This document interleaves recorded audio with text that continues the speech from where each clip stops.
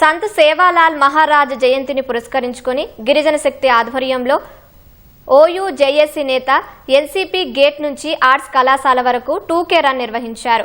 సేవాలాల్ తన బోధనల ద్వారా బంజారా జాతి అభివృద్ధికి ఎంతో కృషి చేశారన్నారు. బంజారా జాతిని చీకటి నుంచి వెలుగులోకి తీసుకొచ్చిన ఒక విప్లవ చైతన్యమూర్తిగా దేశం గర్వించదగ్గ గొప్ప ఆధ్యాత్మికవేత్త అని కొనియాడారు.